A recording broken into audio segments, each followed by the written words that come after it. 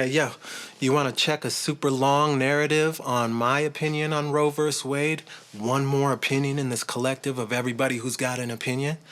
Dope, then you're in the right spot. Holla.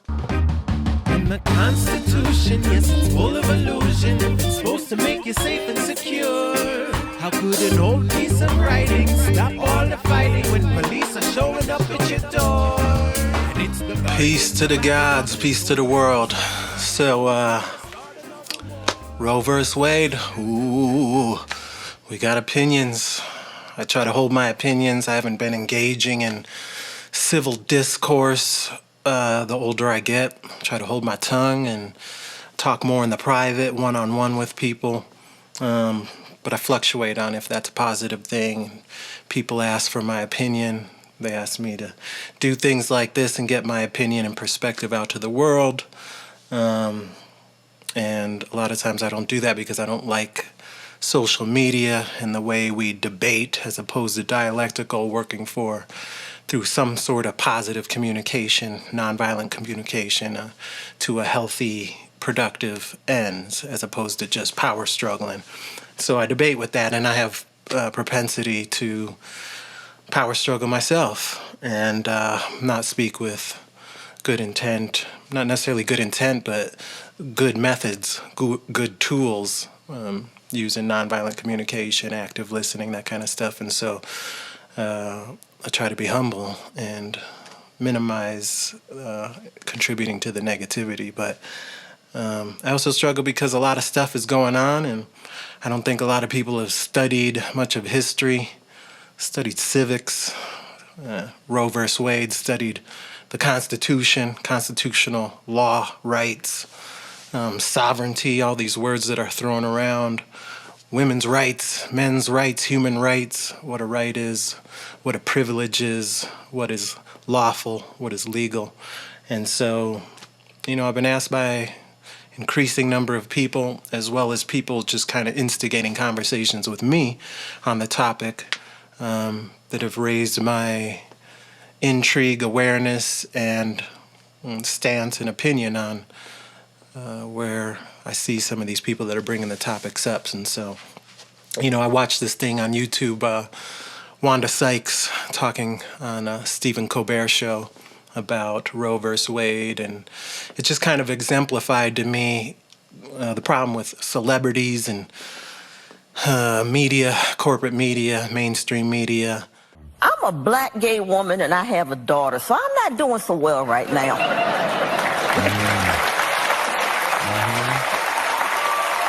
I'm a little salty. You're a little salty? I'm a little salty right now. Okay. Yeah. We'll sprinkle a little salt. Yeah. Let's put some flavor on here. It just sucks, man. It really does. I mean, it's like the country, it's no longer a democracy, right? I mean, it's no longer majority rule. No, certainly not right? in the Senate, certainly not in the representation on the Supreme Court. It's not. It's no longer majority rule. And I mean, to me, it's like the problem is that middle stuff. It's those states in the middle, that red stuff. Mm-hmm. Why do they get to tell us what to do when the majority of us live out, New York, California, and we're paying for all this crap, really? I mean, right? Opinions are like assholes. Everybody's got one, and people putting it out. And, I believe in a pretty significant conspiracy in this world. And so when you got people like Stephen Colbert and intelligent people, not just the media, because it's not like these people are necessarily educated in any one thing specifically, if we're talking about constitutional law specifically, something like that. But they still have a major, major impact on the masses that turn to media and television and YouTube and celebrities and whatnot to get their information and base their educated or limited perspectives on. And so just seeing her up there talking, it was just a good starting point for things I've seen with actual people I know weighing in on the issue, primarily women who in lots of other aspects of life, don't ever start conversations around politics with me specifically. But with this specific thing, it just, whether I'm attracting it or not, I just seem to be engaged in a lot of conversations with people that start out by just vomiting their opinions to me, and a lot of times I hold my tongue, try to listen, try to be compassionate and understand where they're coming from. But the more and more that I heard it, the more I push back a little bit and try to be sensitive with that. But I feel like this is a healthier medium maybe than challenging people directly when it's not a planned, intentional conversation with something so deep and heavy. So just want to get into some of the fundamentals. I don't know how short I can make it, but I'll do my best. Roe versus Wade as women's rights and what makes somebody's opinion qualified. And, I feel like in a lot of areas of life, you don't even need to be a master, but be fairly educated to see when somebody starts contributing to a conversation or a topic on any given thing, how much wisdom or ignorance they have. And that's dependent on how much wisdom or ignorance you may have. And so, when it comes to music production, things I'm passionate about, hip hop, constitutional rights, public versus private, that kind of thing, I feel semi-educated, and I think it's good to quantify what makes you feel educated or if your opinion's worth listening to. And everybody wants to be heard and valued, and so I think that's what we're seeing in social media with everybody putting their opinion out there and, debating till the end of time in somewhat dysfunctional ways. But I think the intention and the drive behind it makes perfect sense, and especially something that impacts your life, like rights and laws and constrictions on your rights and laws. And so it's good to encourage that, but it's also good to have knowledge of self, know thyself, and know how educated you are. And when you have some degree of humility, and you're truly passionate about dialectical, then you welcome things that challenge your opinion or understanding or position, any of that. And so I thought a good place to start would be just defining where I think my level of education comes from, how much I think it is in my judging these people that I've been talking with, much less a Wanda Sykes and the mainstream media discourse, which I think is somewhat disingenuous. And so let's just start with, some of my introduction to sovereignty, constitutional rights, what a right is in general, and just trying to be educated and intelligent and have it based on something other than just my opinion, what people before us have done to even define it. Going back to the founding fathers of America, something like that, and the development of the Constitution is a good place to start. But let me just start, before I get to the Constitution, how I started getting into that, which was being passionate about Native culture, being Native, understanding what I thought were, blatant violations of First Nation sovereignty and rights, as well as being so-called Black African, which we can debate that, Indigenous American, and Black Panther Party, the American Indian Movement, AIM. These were kind of my introductions to self-empowerment, Black power, Native power, and trying to define rights.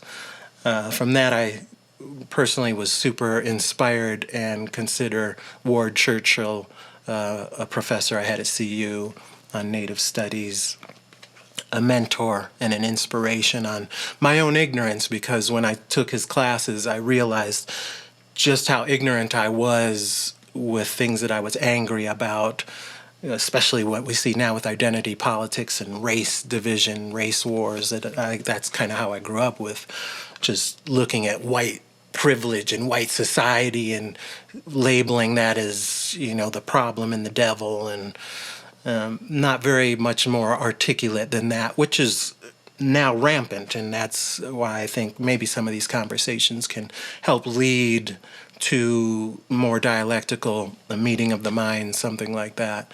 And standing by example on my own journey and my own ignorance, to have to take accountability for things I didn't really understand myself, and then the progress into becoming older and refining and redefining my own positions on things. And so after Ward Churchill, when I really started trying to dig into the history of the country, the history of where I fell into that being European, African, and indigenous Native American, really unique combination of ancestry and having peace with myself with that, much less trying to have positive conversations with my community. As a lot of people know, I started the freedom movement as a method to have dialogue and then put those dialogues to beats and rhythms and spoken word and things like that to ease and, uplift and put rhythm and, try to transform and transmutate these difficult conversations that are full of shame and guilt and blame and condemnation to something that could be productive and closer to dialectical.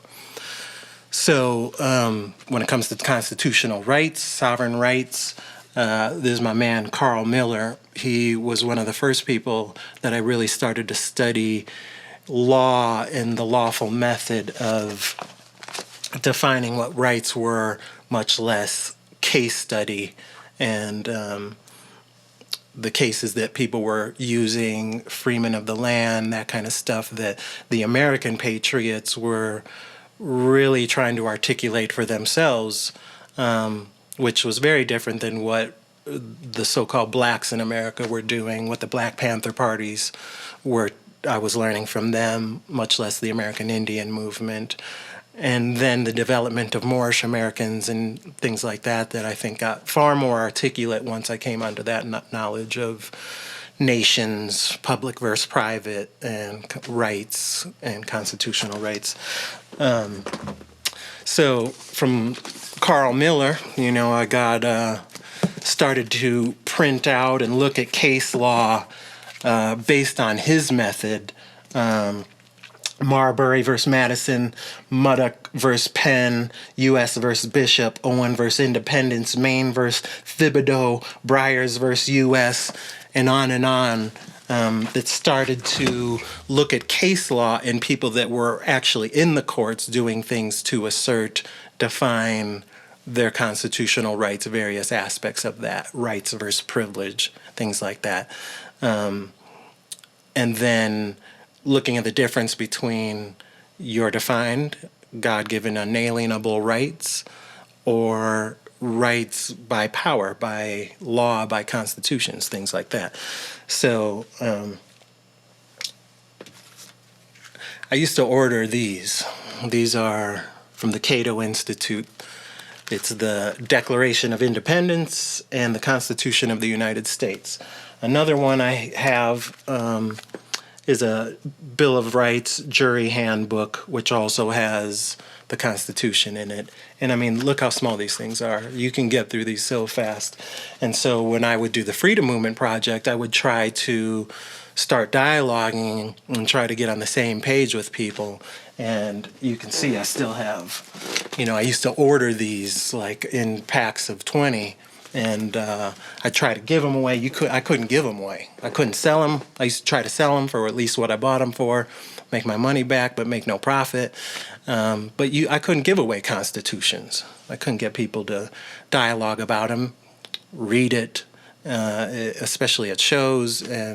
But then I started doing it outside of shows and trying to see how many people were really interested in that. It was a big passion of mine, and started to realize that a lot of people were like me. They just had no education and actual reading and foundation of what's even in the Bill of Rights. If you're talking about we the people are endowed with unalienable rights, the right to liberty, life, liberty, the pursuit of happiness. Is that in the Bill of Rights? Is that in the Constitution? Is that in the amendments, the Declaration of Independence, the Constitution, and the Bill of Rights? And so a lot of people I just found, which translates into people starting to dialogue with me about Roe versus Wade specifically. And that became one of my first questions is, that's interesting. You have an opinion. I'd love to hear it. That being said, I'm just curious. Have you read the Constitution? this thing you're basing these judgments and opinions and trying to be educated on. And it's just shocking. It's shocking and almost offensive to the amount of people that are so adamant about these opinions and have literally never picked these up, never even read the Constitution, this short thing. And much less, we're going to get into the Federalist Papers, the Anti-Federalist Papers. It's not just a quirky, cool musical about Hamilton. It's about understanding what they were debating when they were even constructing the Constitution. And, we have so many people that hate America and are spit and fire. That's how I used to be. It's like I looked at America like how you hear in the public discourse now, is this oppressive, colonizer, all-encompassing negative construct. And I was ignorant, We can debate, where people were hypocrites, weren't following through with the construct of the Constitution and the principles that define what America is. But that's my stance now, is I love and I back the principles in the Constitution of America, and think it's what we should still be working for. And I think it's one of the greatest constructs that in the history of the world, in a barbaristic, war-torn, people dominating and conquesting, and that's everybody. That's indigenous people, that's black people, that's white people, that's Moors, that's a whole nation. I recommend Thomas Sowell deeply. I can't recommend him enough on just getting past the surface talking points of hating this country and learning from people that have spent a lot of time on statistics and reading education and history on this country. This book right here, The Constitution of the United States of America, Analysis and Interpretation. This is just going deeper on all the articles, all the amendments in the Constitution. And, people haven't even read this, much less opinions and deeper explanations on it.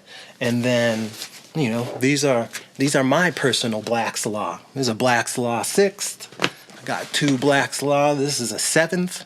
And then this is a Black's Law 4th edition, which is also known as case law, Black's Law, which really references case law. Do you know where you can read case law? Simple things like Google Scholar, where you can bring up a case and read it yourself. So after I ask people, interesting, you got an opinion on Roe v. Wade, have you read the Constitution? Most of them, nope. And you should answer that for yourself. This isn't about bullshitting me or bullshitting the public. It's about having some truth and honesty with yourself on how educated you really are. Are you a neophyte? Are you a novice? Are you adept? Are you a master? Where do you fall in this spectrum? Because it's a good place to start with taking accountability.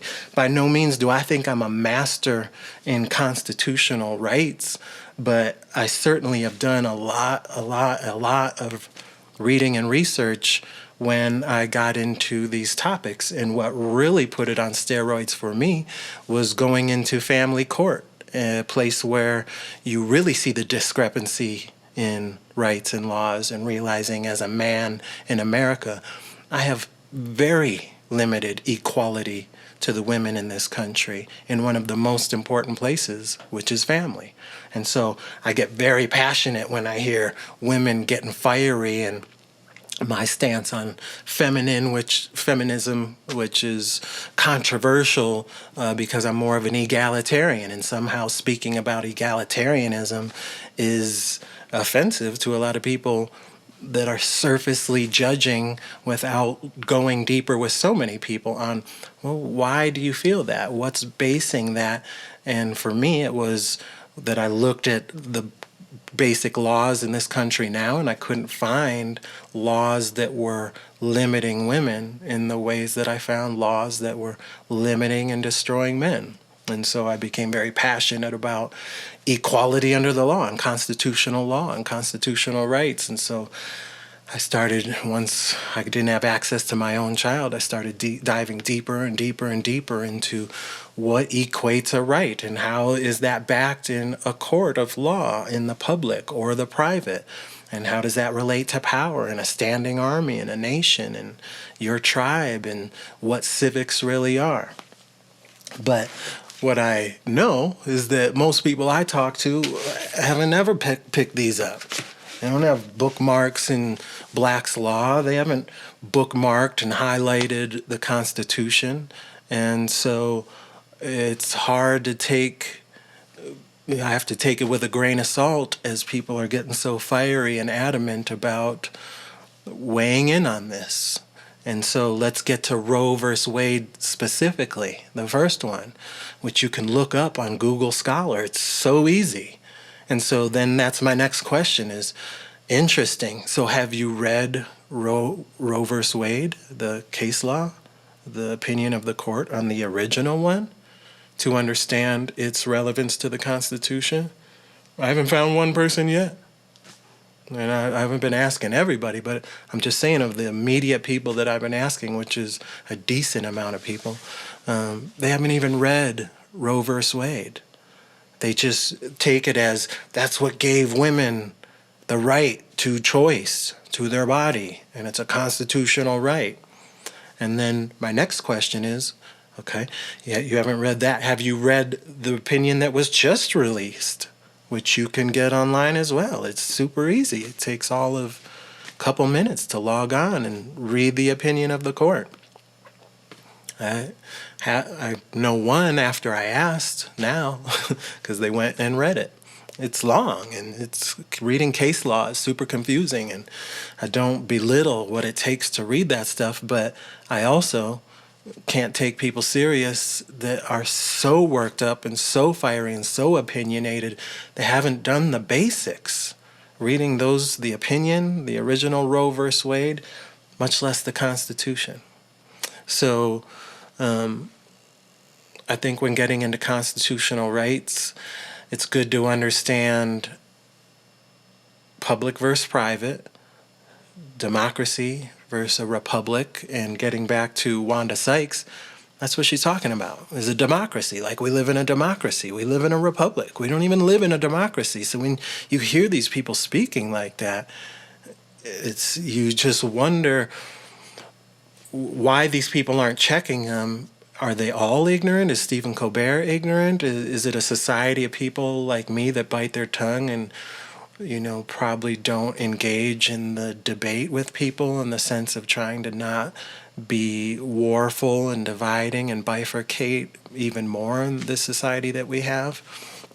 But they're really important stuff. And for me, some of it comes back to civics. Like, we pulled civics out of education system. I believe in lots of conspiracy, not theory, but conspiracy facts. Like, conspiracy is a simple thing, and the term has gotten so bastardized as though you got the tinfoil hat on. There's so many provable conspiracies. It's just silly. The CIA making that word conspiracy theorist is very effective, and we're watching it play out in society. But we're watching it through, I believe the Rockefellers and groups like this that came up with the American education system through the Prussian model system, things that, again, people just aren't educated. They're not even educated on our education, much less on civics and the Constitution and separation of powers doctrine and any of this stuff. And so just to be cut and dry, Roe versus Wade, it's clearly like abortion is nowhere in this book. To argue that it's a constitutional right, you'd have to show me. It's just somewhere simple. That's why it's not even about picking pro-life or pro-choice. Roe versus Wade is about constitutional right. That somehow that's in this book somewhere. Like, people have the right to make an amendment to the Constitution. That's the right of the people in a republic with 2/3 vote. It's certainly not a democracy vote, which is what Wanda Sykes is talking about with the Supreme Court, which is, it just took 5-4, whatever it was, which is closer to a democracy or democratic vote, which is majority rule. So all that takes is 51% as opposed to 2/3. much less 2/3 of a body politic, which is really hard to achieve. And that's why we have Congress and the Senate as representatives. But I think that's super limited because barely people turn out for a lot of this voting. And that's because people aren't engaged in civics. They don't even know what it is, much less participating as a true body politic should in a republic. And so pointing your finger at the SCOTUS and all these people and calling them devils when you yourself don't even participate in a real republic form is a little hypocritical. It's a little silly. It's hard for me to take people like that serious. It's hard to take me serious when I was doing that in a large portion of my life. But that's why I'm passionate about even doing this and putting my opinion out there and trying to acknowledge like pro-life, pro-choice. I'll put my opinion at the end of this on that. But when it comes to the Constitution, this is simple stuff. It's not that complicated to try to show me where it is in this book on abortion. They weren't talking about abortion. It's not a right defined in this Constitution. Not to mention, unalienable God-given rights is not defined in this Constitution. Not to mention, this Constitution is a contract with the government. It's not a contract with the people. It's a contract of limitation for government, which is a beautiful thing. And we should all be for that because we should be invested in what the government's doing and how much domination they're trying to have over the people. But to get so out there that you're arguing that abortion is mentioned in here, much less democracy isn't in this book.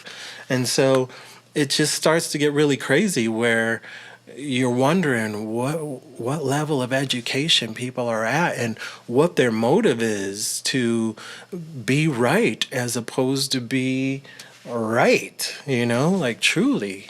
And so, I have mentors that I love that even when Roe versus Wade was reversed, that they were the first people I went to that were going to help me look at the case law, look at the opinion of the court on this new opinion, and just be a starting point of trying to break it down and understand and gain my own opinion. They weren't people that were trying to be heavily biased like you see a Stephen Colbert or a Wanda Sykes to, put their personal opinion first as opposed to just some of the facts. Like, opinions are good. You should get to that and put your opinion on the matter, or not, but it should definitely start with the facts. That's the problem with mainstream media, is like these heavily biased, opinionated conglomerates that aren't really news. They're opinion pieces, and so they have a vested interest, much less a conflict of interest, to have you think a certain way as opposed to educate you in the American body politic to make good informed self-determination. And so we've gotten so far away from that, and then you see social media and the way everybody's doing it on there, and it's just continue echo chamber after echo chamber after echo chamber. And so that's why I just want to start with, to me, it's not in here at all. Like, you have to show me, when you're talking about rights, you can't even show me many defined rights. When you get into the amendments, like the right to bear arms, the freedom of speech, association, not incriminating yourself, whatever it is, these things that have now been articulated, which is a beautiful starting place, much less what's so minimal about this that it's like you can see how colorable law has gotten so far out of the delegation of authority for what's in the Constitution. But if you ask somebody, I'm asking you, you know what color of law is? I guarantee I know a lot of Moors and a lot of people that are into the things that I'm into and trying to be accountable with rights and nationality and things like that. So my body politic and my tribe might not be the best example, but when I'm just out in my 9 to 5 and even at shows, freedom movement shows, talking to people about this, I don't find a high threshold of people that know what color of law is, know what defined rights are. I work with people that believe we had a right to water, and I feel was one of the only people that challenged that. And I love clean water. Water is life. Matakwiyasi. We are all related, and we should be working for some of these principles. But to assume you have a right to clean water assumes domination over somebody else, and that somebody else should be creating that for you as opposed to your own self-responsibility. And that gets into the difference between public and private. In the public, you have privileges. In the private, you have sovereignty, which gives you the right to succeed or fail, to make your own clean water or have unpotable water. And that's not something that you get to dominate other people by if you believe in the non-aggression principle, if you believe in sovereignty. I'm not an anarchist, but that's how people talk as sovereigns in wanting their sovereignty is anarchist principles. I'm more of a minarchist myself. You know what a minarchist? So many people don't even know what that is, and they haven't even defined. They know Republican and Democrat, and then some people know libertarians, and it really is a steep drop off after that. But it's really important to understand the chain of command, which in my belief system is creator, human, man, woman, entities, ens legis. You know what ens legis is? Get a Black's Law, a fictional identity, in all caps, name any of that stuff. A corporation doesn't exist before the creator. We are micro-creators. So when we say peace to the gods, we are little g. If you're talking about 5% nation of gods and earths, or Moors or sovereigns, any of that, we believe the Most High is above us, but then we are made in that image, and so we have similarities in our ability to create entities and manipulate things in this world. And so constructs, corporations, persons, all these legal terms that come underneath what we define as our inalienable definitions of self and our rights come under that. And then there's the public versus the private, and most people don't know anything about that. And so we engage in the public, whether that's through minimum contact, the birth certificate, the social security number, the UCC, any of these things that put us into the public as we're trying to navigate, which I don't know how you avoid the public, but most people don't even know what the difference between public and private is. And so when you get into defining rights, one, it's good to go study. It's good to go see what was defined before you. And if you feel you're wise and educated, then it's good to define those for the people when you're having these heavily loaded, reactive conversations with your peers in society. So I'll try to wrap some of that up before I get into my opinion. I think we need to bring civics back. I think the main rights that we don't see on the books in America are against men, not against women. And I think we should be for equality under the law, and that's a beautiful thing.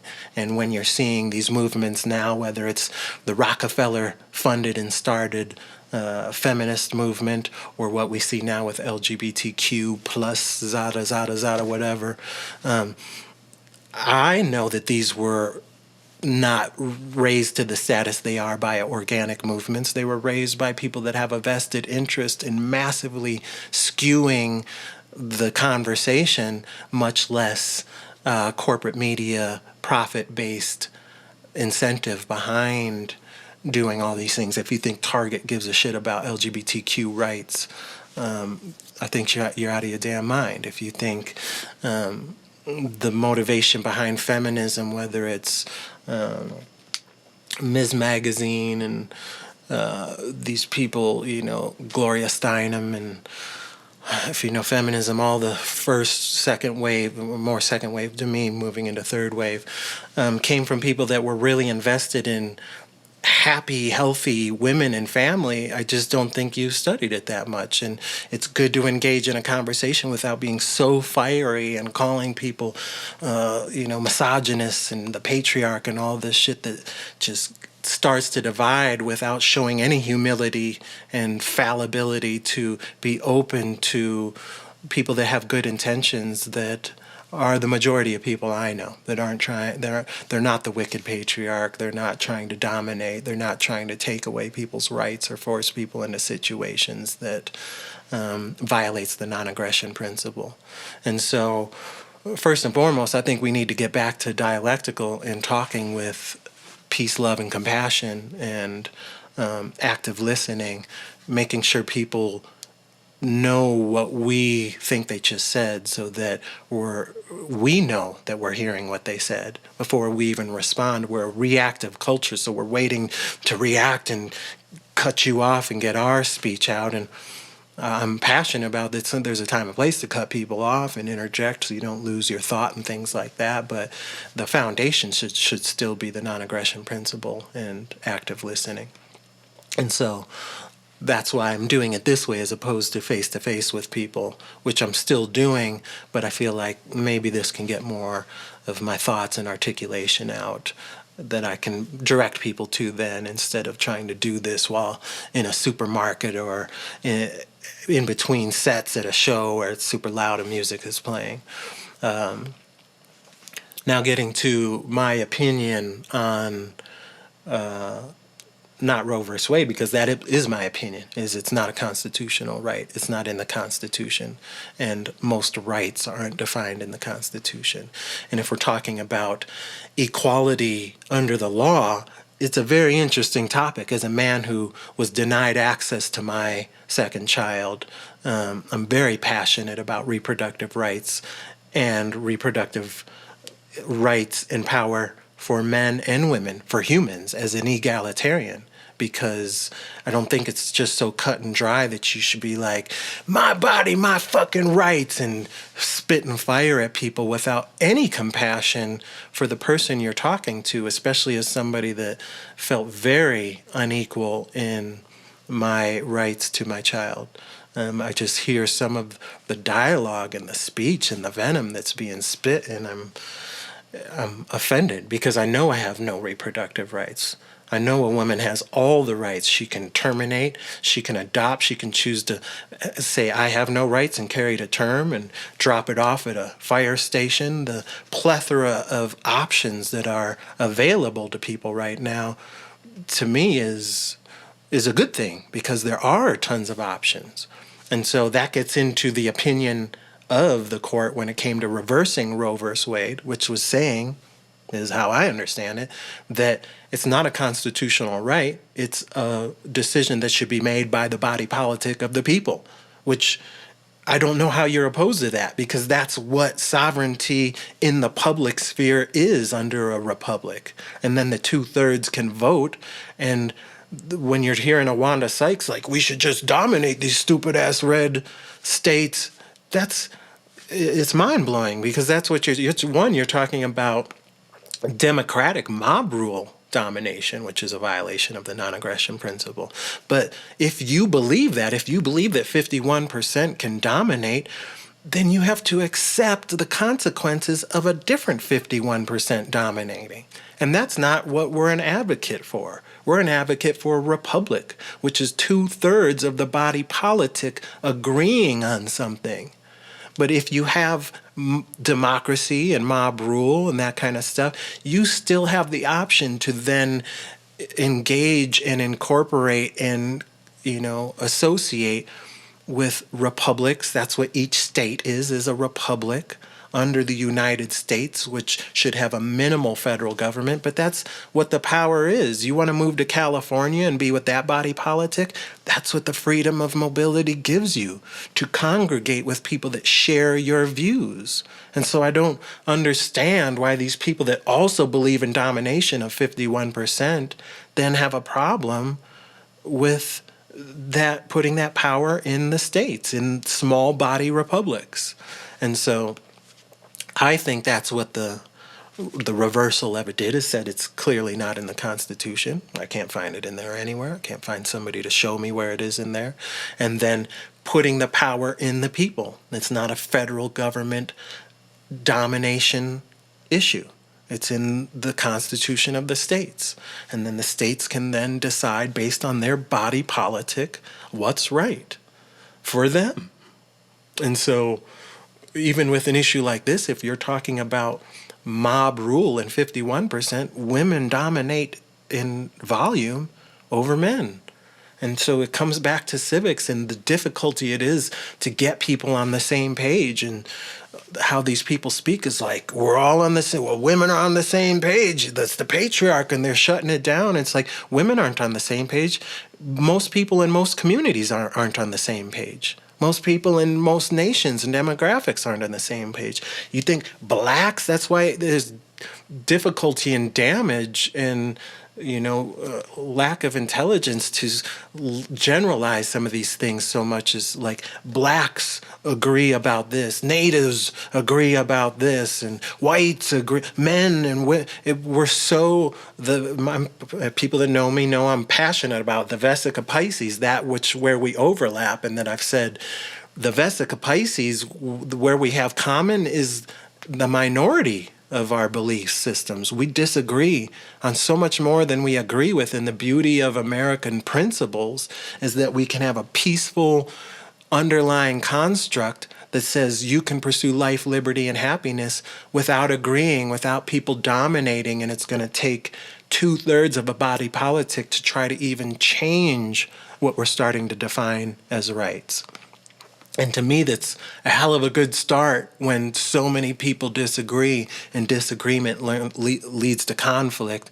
It's on some Yoda shit here, but that's true. It's like disagreement leads to conflict, leads to war and violence. And we live in one of the most peaceful experiments on the country. And you can be like, well, it came from colonialization and domination and all this stuff. The whole world was involved in domination and war. That's been the entire history of humankind. And people like to generalize even native cultures as though First Nations here were all like Hopi DNA and like peaceful or something, like not engaged in territorial domination, when we know how many of those tribes were engaged in that. And it's now become this thing of like glamorizing that it's just the white European that was doing the colonizations, or transatlantic slave that was involved in slavery and dominations, and it's just ignorance. It's just not the case. And so that's how I feel, is it was an opinion that's trying to put the power back in the people. Now, with that, where I fall, if I were to vote on pro-life, pro-choice, I have a pretty conservative stance on the issue. And I'm not afraid to put it out there, because I also believe in the right of people to vote and engage and try to be in a body politic that supports their belief system. And so my belief is very limited on abortion, and my thing is, whatever that space and what it is, like rare, safe, and something far in between or something like that.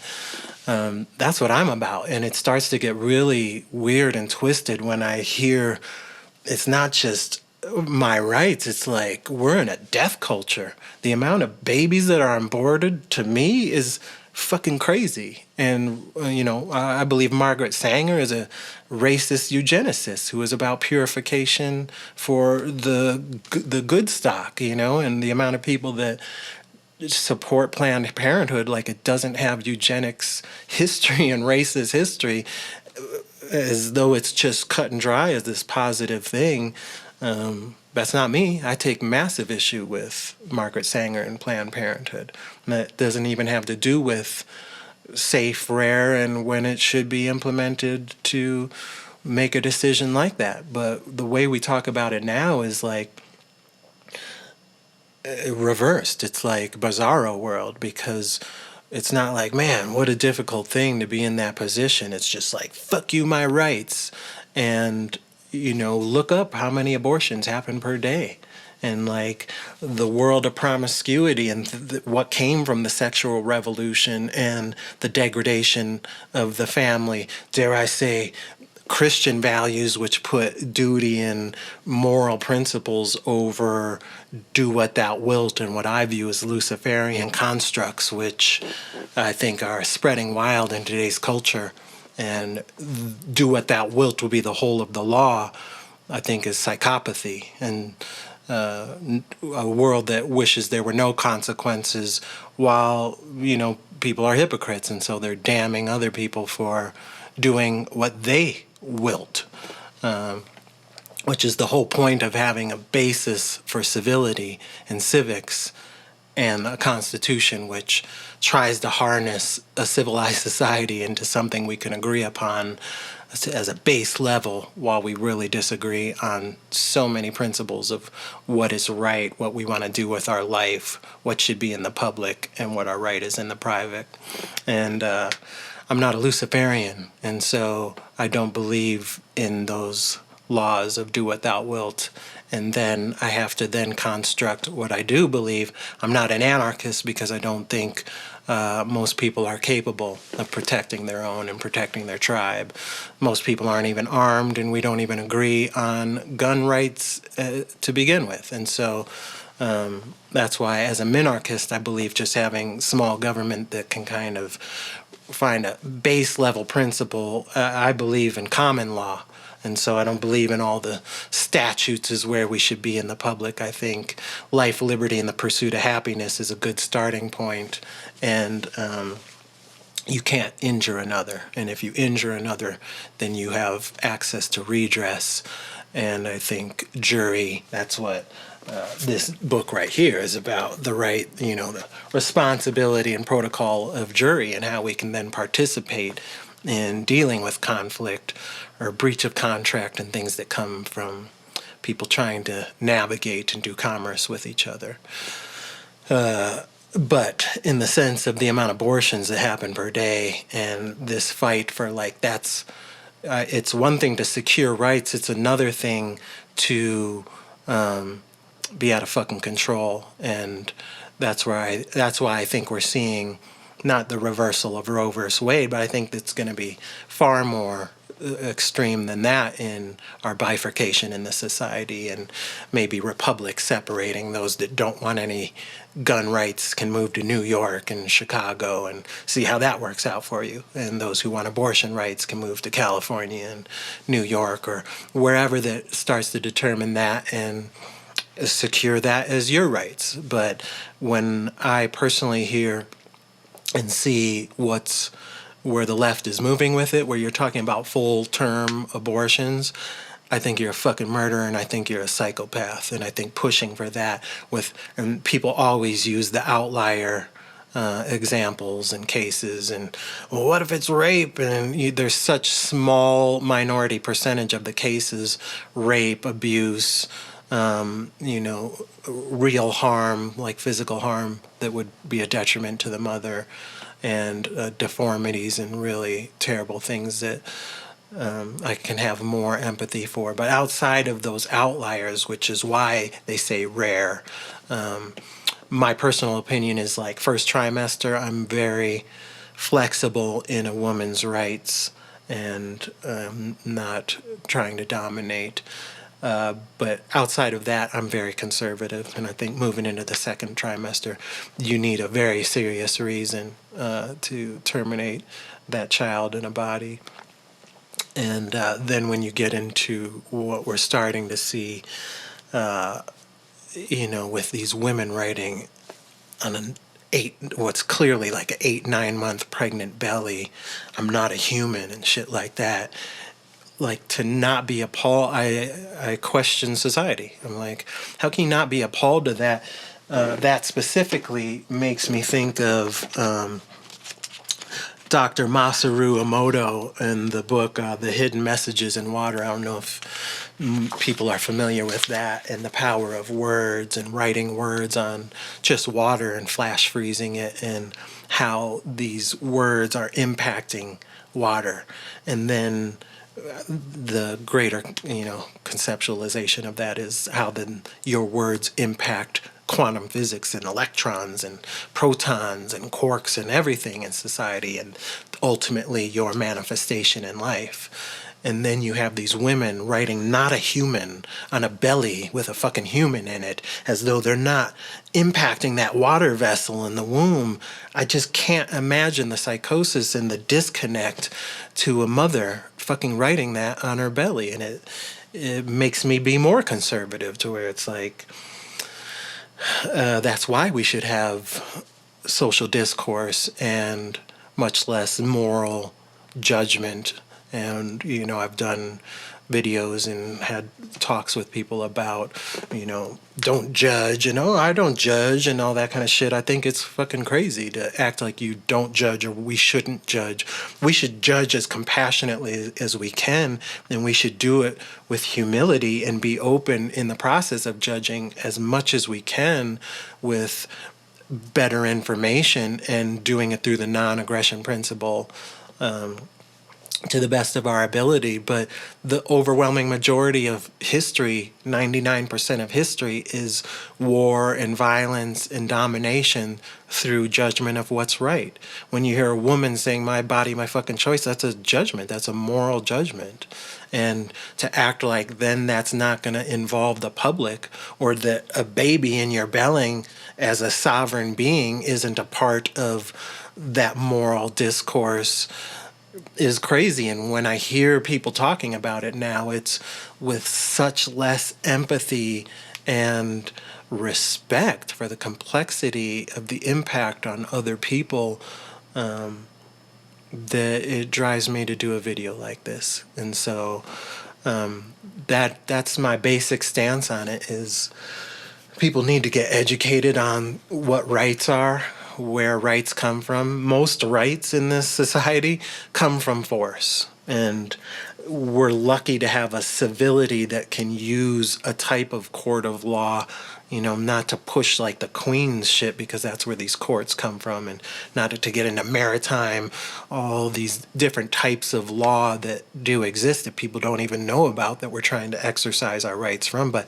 I know for me as a man going into family court, the amount of power I had with the people behind me and not having a nation and a tribe behind me meant that I didn't have power to back up my belief on what rights are. And we got people out there running their mouth as though they're backed by power at all, when they're not even in agreement collectively in a true, authentic way with very many people. The type of agreements you see are like, my body, my choice, and this big macro concept that is really complicated. The devil's in the details. And so there's just a lot of naivete in that type of ignorance in these, what is becoming a more heated and more passionate and more opinionated civil discourse.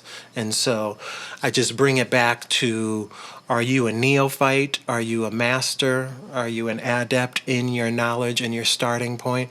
And let's start with putting your credentials and your accolades on the table to see if you're even somebody who should be worth listening to and taking your opinion into consideration with a certain amount of weight. Everybody's opinion should be considered, but then how much weight you give it should be based on some sort of litmus test. And so I think a lot of people, Roe versus Wade, are failing in that litmus test. And you should start by reading the Constitution and seeing if there's a right that defines that in there.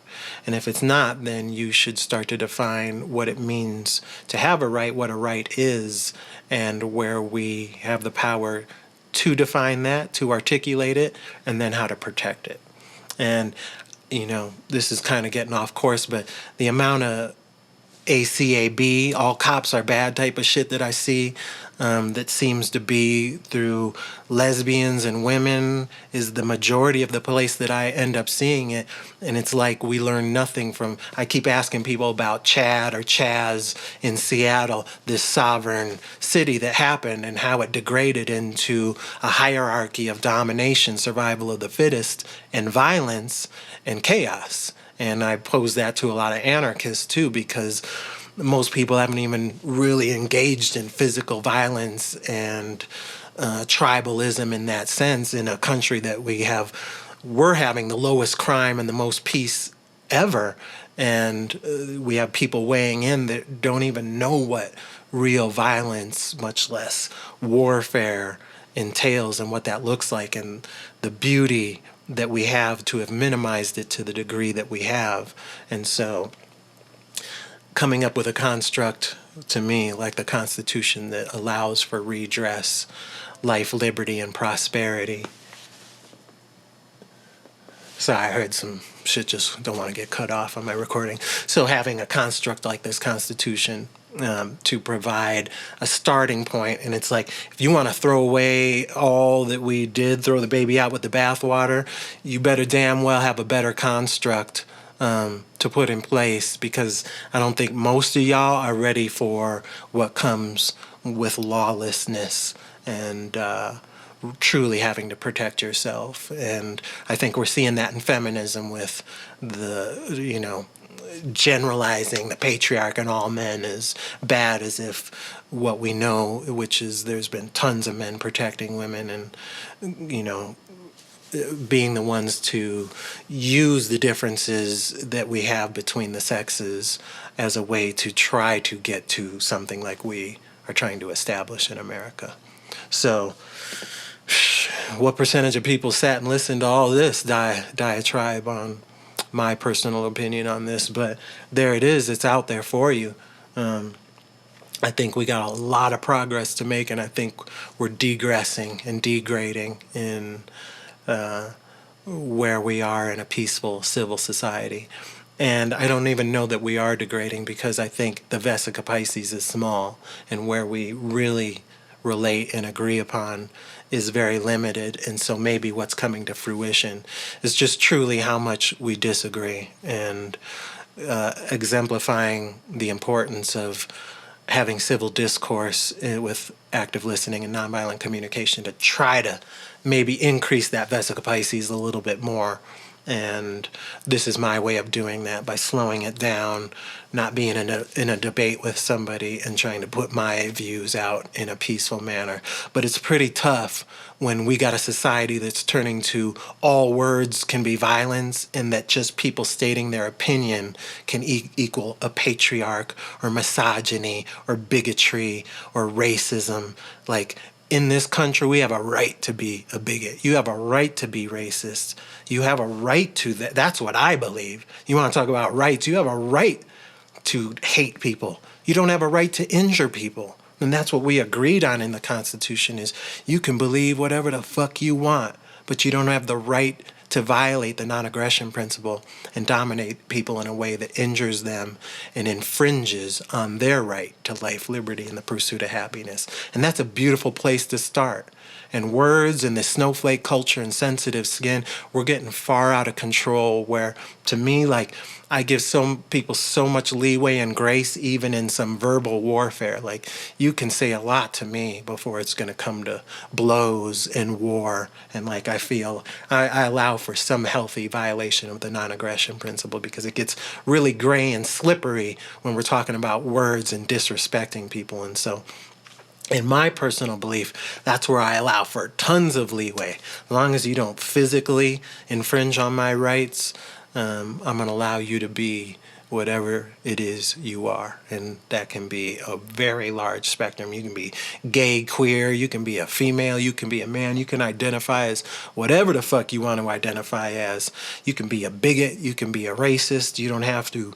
And it's just funny, because what's the difference between W.E.B. Du Bois, Marcus Garvey, Pan-Africanism, and the Klan? Not a lot, in the sense of separated sovereign nations. And so some of y'all just need to get educated, and I welcome y'all to question me, start a dialogue with me in a peaceful, positive manner, and probe more into my beliefs, whatever it is you think I'm saying and I know. And I'm a pretty open book and pretty transparent, as long as it's peaceful.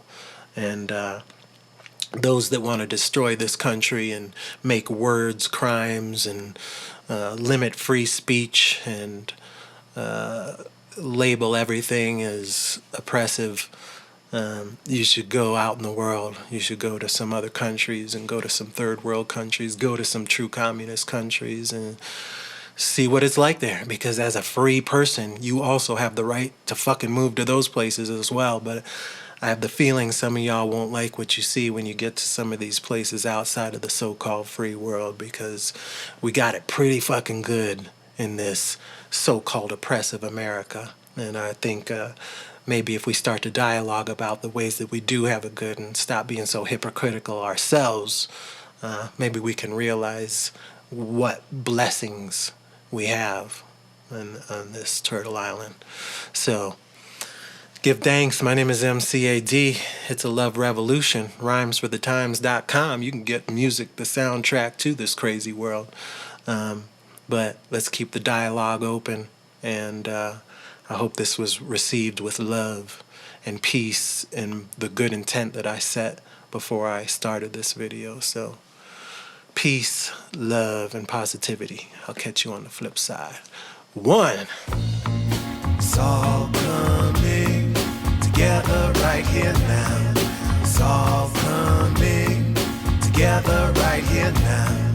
It's all coming together right here. Who's that? It's love. Can you feel it coming through that? Conscious revolutionary music. Yeah, you